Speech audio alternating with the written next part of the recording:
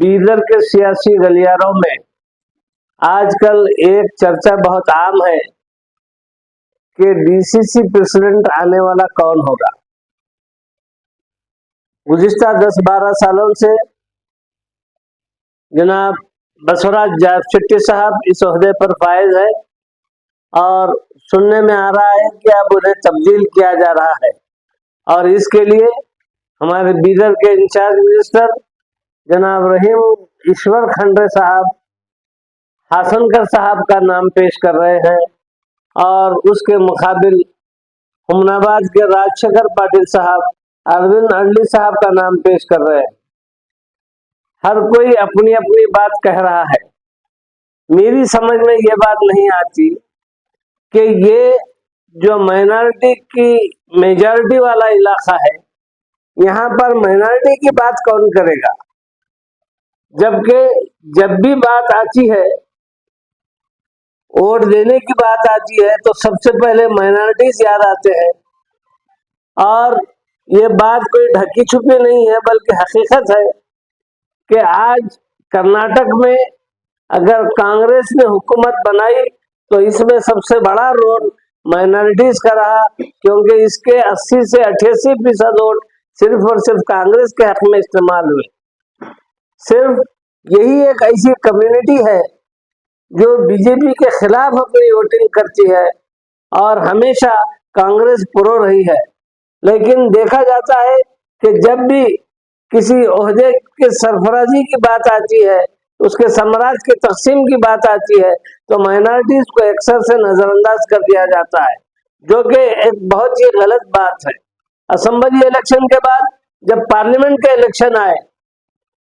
तो बीदर की सीट जो कि एक माइनॉरिटी सीट थी, यकीनी तौर पर किसी न किसी मुस्लिम को जो है ना ये सीट मिलनी चाहिए थी, लेकिन उसके बावजूद पता नहीं बड़े लोगों ने क्या क्या सोचा, सोच समझकर यहाँ पर जो है ना हमारे सागर खंडे साहब को वो सीट दे दी गई। लेकिन उसके बावजूद भी यहाँ की माइनॉरिटी ने बिल्कुल पार्टी का साथ देते हुए उस नौजवान को भी जो है ना बड़ी अच्छी बेहतरीन कामयाबी दिलाई, जबकि उसके मुकाबले में एक सेंट्रल मिनिस्टर मौजूद था बीजेपी से, लेकिन कांग्रेस के उम्मीदवार को कामयाबी दिलाई। वो सारे लोग जो कांग्रेस के टिकट के दावेदार थे वो खामोश हो गए। ऐसा नहीं करे कि वो पार्टी से किसी किस्म की बगावत करे या किसी कैंडिडेट के खिलाफ कोई काम करे, बल्कि वो खामोश हो गए ये सोचकर कि हाईकमान का फैसला है तो उसकी इज्जत करनी चाहिए, आज नहीं तो कल हमारे साथ इंसाफ होगा। लेकिन जब जब भी किसी ओहदों के तकसीम की बात आती है तो माइनॉरिटीज को नजरअंदाज करते हुए किसी और जानिब जब जो ओहदे तकसीम होते हैं तो ये बात जरा हमारी समझ से बाहर होती है कि आखिर हमारा पार्टी में मुकाम क्या है। क्या हम खाली वोट बैंक के तौर पर इस्तेमाल होते रहेंगे? क्या हमें भी जो है ना इस इख्तियार में और इसके ओहदों में और इसमें कोई हिस्सेदारी मिलेगी?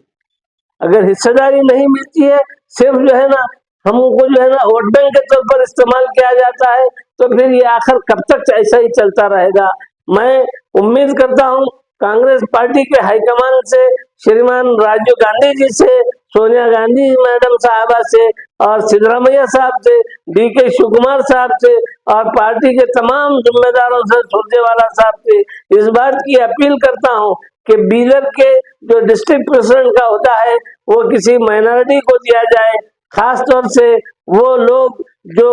एमपी इलेक्शन में जो टिकट के दावेदार थे और अपनी पूरी कोशिश करते रहे, लेकिन उसके बावजूद उन्हें जो है ना निराश कर दिया गया और फिर भी वो जो है ना पार्टी से जो है ना बगावत नहीं करे, पार्टी के खिलाफ नहीं गए और पार्टी से जुड़े रहे। इन लोगों के बारे में आखिर पार्टी ने क्या सोचा, उनको क्या ओहदा दिया, उनको क्या जो है ना मनसब पर फाइज किया? कुछ नहीं। आज भी वो जो है ना आम जो है ना वोटर की तरह जो है ना फिरते रहे हैं। मैं मुनासिब समझता हूँ कि जो 3 अहबाब खास तौर से डॉक्टर अयाज खान साहब, डॉक्टर मकसूद चंदा साहब और जनाब मन्नान सेठ साहब, ये लोग जो पार्टी के एमपी टिकट के दावेदार थे और अपनी उम्मीद लगाए बैठे थे पार्टी से कि जो है ना उन्हें किसी न किसी तरह से एमपी का टिकट मिलेगा, क्योंकि यहाँ पर सबसे ज्यादा मुस्लिम पॉपुलेशन है। लेकिन उसके बावजूद जब उन्हें टिकट नहीं मिला तो वो खामोश हो गए और पार्टी का साथ निभाते रहे। तो ऐसे में मैं चाहूंगा कि इन अहबाब में से किसी को या और किसी को भी अगर पार्टी मुनासिब समझती है कि वो इस ओहदे का हक अदा कर सकता है, तो जो है ना, आप किसी न किसी माइनॉरिटी को आप अगर डीसीसी प्रेसिडेंट का ओहदा देते हैं तो पूरे जिले में बल्कि पूरे नॉर्थ कर्नाटका में पार्टी बहुत मजबूत होगी और आने वाले दिनों में इसके लिए बहुत फायदेमंद बात होगी।